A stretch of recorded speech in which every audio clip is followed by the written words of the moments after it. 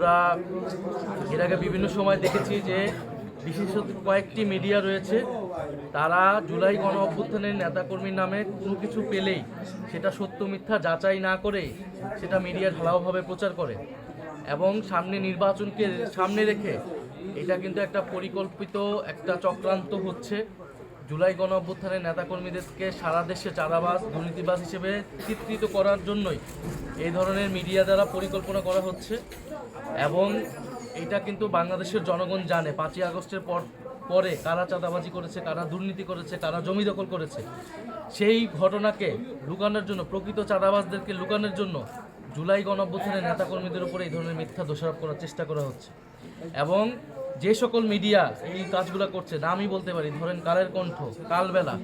এই ধরনের মিডিয়া হাউসগুলো থেকে জুলাই গণ অভ্যুত্থানের এনসিপি নেতাকর্মীদের বিরুদ্ধে ক্রমাগত অপপ্রচার চলছে এবং এই মিডিয়াগুলো কারা পরিচালনা করছে, তাদের মালিক, তাদের সম্পাদকদের কারা বসিয়েছে 5ই আগস্টের পরে, এটাও কিন্তু বাংলাদেশের মানুষ জানে। ফলে আমরা সামনে নির্বাচনকে ঘিরে যদি দেখি যে মিডিয়া নিরপেক্ষ অবস্থান না নেয়, বেশিরভাগ মিডিয়া কোনো একটা দলের পক্ষে অবস্থান নেয়, কারণ আমরা স্পষ্ট এটা দেখতেছি দেশের বড় দুইটি মিডিয়া হাউসের সম্পাদক তারা একটি দলের মঞ্চে উঠে বক্তৃতা দিচ্ছে, একটা দল বিজয়ী হবে সেই ধরনের প্রচারণা করছে, একটা মিথ্যা জরিপ ছেড়ে এক ধরনের পরিস্থিতি তৈরি করা হচ্ছে যে নির্বাচনে যেই কারচুপি হবে, নির্বাচনে যেই ভোট ডাকাতি হওয়ার পরিকল্পনা করা হচ্ছে সেটাকে যাতে, সেই ফলাফলকে যাতে বৈধ হিসেবে দেওয়া ঘোষণা করতে পারে, এই ধরনের একটা পরিবেশ তৈরি করা হচ্ছে, বৈধতা আদায় করা হচ্ছে মিডিয়ার মাধ্যমে এবং সেক্ষেত্রে টার্গেট করা হচ্ছে যারা গণ অভ্যুত্থানে অংশ নিয়েছিল সেই সকল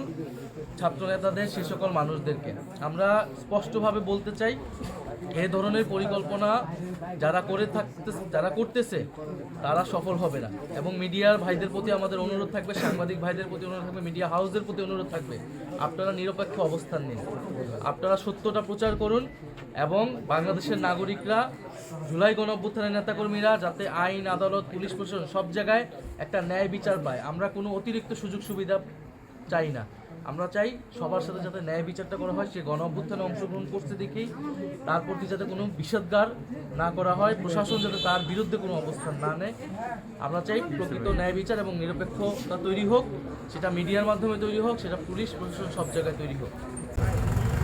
সেটা তো আমরা শরীফ ওসমান হাদি মৃত্যু ঘটনা, সেটাতে স্পষ্ট দেখেছি যে তার গ্রুপের মধ্যে অনুপ্রবেশ করেছিল আওয়ামী লীগের লোকেরা। ফলে এই ধরনের পরিকল্পনা প্রচেষ্টা কিন্তু আছে, সেই জায়গায় আমরা সর্বোচ্চ সতর্কতা অবলম্বন করছি এবং সারা দেশে আমাদের যারা নেতাকর্মী রয়েছে এবং শুধু এনসিপি নয়, এটা আসলে সব দলেই আমরা মনে করি এই ধরনের অনুপ্রবেশ চলতে পারে। এই ধরনের অনুপ্রবেশ করে পরিস্থিতিকে ভিন্ন খাতে নেওয়ার চেষ্টা হয়ে থাকবে, সেজন্য যাতে সব দল, সব নেতারাই যাতে এটা সতর্ক হবে।